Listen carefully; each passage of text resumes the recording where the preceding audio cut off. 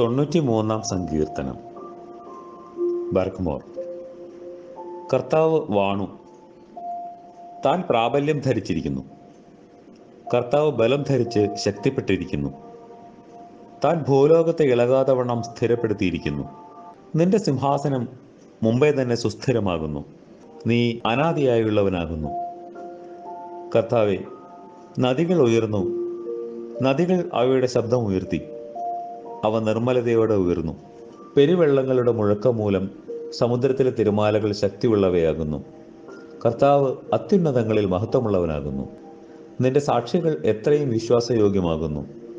കർത്താവെ, പരിശുദ്ധത നിന്റെ ഭവനത്തിന് എന്നേക്കും ചേർച്ചയുള്ളതുമാകുന്നു.